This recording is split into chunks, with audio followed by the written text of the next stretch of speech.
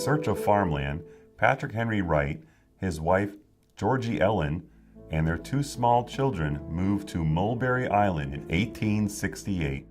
A Methodist society was soon formed and met in Georgie Ellen's parlor. First church was built in 1873 on an acre of land donated by William B. Jones, with lumber donated by Patrick Henry Wright. This one-room wood-frame building was rectangular shaped with a tiny vestibule. Often referred to as Mulberry Island Chapel, it was officially Mulberry Island Methodist Episcopal Church South. Benjamin C. Spiller, a Confederate chaplain, served as pastor. Preaching services were held once a month on Sunday afternoons, with Sunday school every Sunday morning. Circuit riders provided the monthly church service. When Reverend T. Bosman visited homes on the island in 1888, only 3 families were attending Warwick Chapel.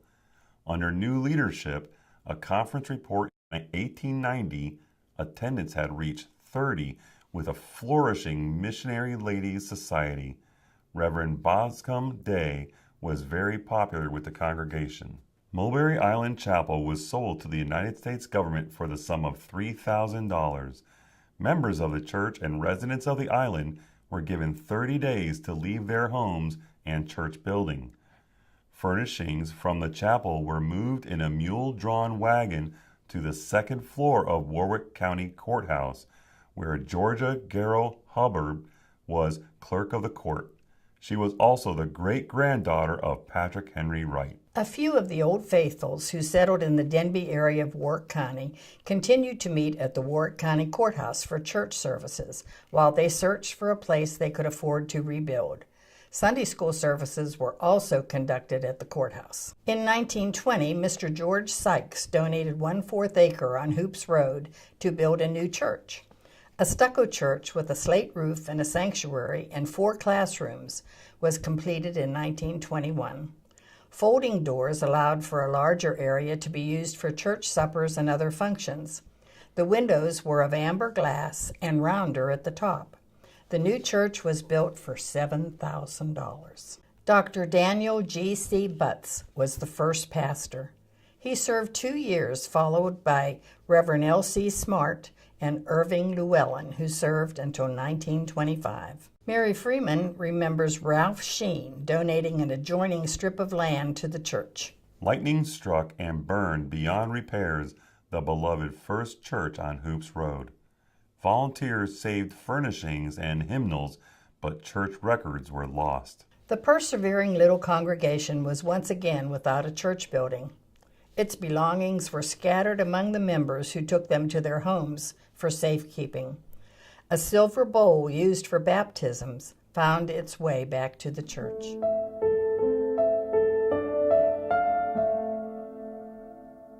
The small congregation continued to struggle to stay alive.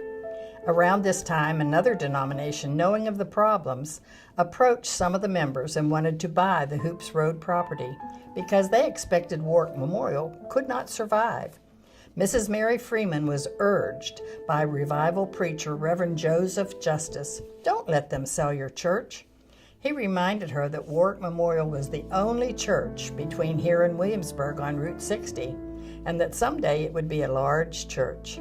John W. Hobbs, a ministerial student from William and Mary, served until 1937. Samuel T. Donald served until 1939, and John D. Hoser served until 1940. The church began to grow with the beginning of World War II. Although we don't know the exact date of the fish fries were started, we know that it was well before the cinder block building was constructed as the church. They were generally held on Friday nights. And one of the bigger jobs of getting ready for a fish fry was to clean all the fish. Now there are many other jobs associated with that, but cleaning the fish, making sure all the bones were out and the scales were off, was one of the biggest jobs we had. Hush puppies were one of the key items of the fish fries, and the recipe was developed by one of the members of the church, Mrs. Freeman, but the recipe was kept secret for many, many years. The fish fries were used for two purposes. One was to fund outreach programs in the community, and later on, as the profits increased, they were used to start a building fund. In 1950, ground was broken for a larger two-story cinder block building that eventually became known as the White Building.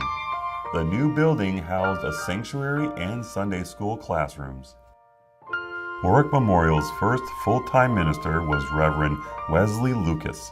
He served from 1960 to 1962. A building program was started in 1961 to build the current brick sanctuary. The building was occupied on Easter of 1963. It consisted of a sanctuary, fellowship hall, and 4 classrooms. Membership had grown to 257 members, and Reverend Paul Widenhouse was serving as minister. A ribbon cutting celebrated an addition that provided classrooms, a larger fellowship hall, and a kitchen. The ceremony honored Miss Nancy Garrow and Mrs. Mary Freeman. Reverend Weldon Lane served until 1971.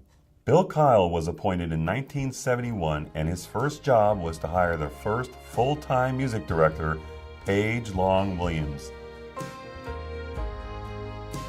In 1979, Reverend Douglas Pillow began a 4-year term of service. In 1981, ground was broken for a second addition to add 11 new classrooms and a stained glass window to the altar in memory of Kathy McCoy. The window is titled The Holy Trinity. The first of many mission projects were started in 1986 with Reverend Don Carlton serving as pastor. A Puerto Rico mission was successful and an annual Appalachian Service project was started. The ASP mission teams made homes drier and warmer in the mountain areas of 4 states. The Reverend Raymond Edmonds followed with Associate Reverend Stan Hargraves and Associate Reverend Sarah Manor. The 48 Hoops Road property, consisting of 4 acres, was acquired in 1996. In 1997, Reverend Dr. Larry Adams was appointed with Associate Reverend Douglas Forrester. Carol Stockberger, longtime church member, was ordained deacon. A Sunday school class for special needs children began in 2002. Mary Ellen Cochran taught the carpenter's class until 2015. Approval was granted in August 2003 to begin a building program. Reverend Dr. Steve Plymell was appointed with Associate Amanda Garber. A groundbreaking ceremony was held October 2005. Let's go down, come on down. Oh, brothers, let's go down. 1 year later, the brick exterior included a cross and flame symbol. A building consecration service was held in March. The original cost of the Celebration Center was about $4 million.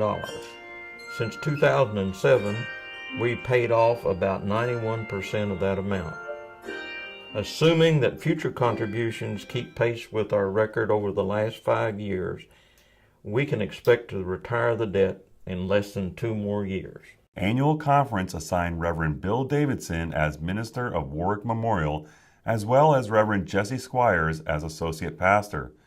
Pastor Bert and Pastor Gina Anderson Cloud were appointed in 2013 and served to 2018 with Pastor Peggy Langell, who continues to serve the Warwick congregation. We mark this 150th year of service with a celebration service and lunch with ministers who have served and members who have supported this church.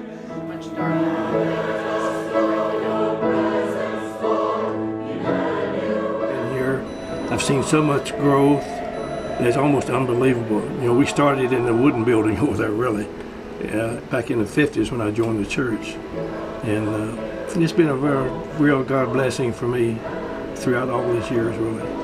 Thankful for this church that they're teaching us about God. Our oldest member, Marguerite Prophet, joined in 1923 and is celebrating her 101st birthday soon. I heard an old story, how a Savior came from glory.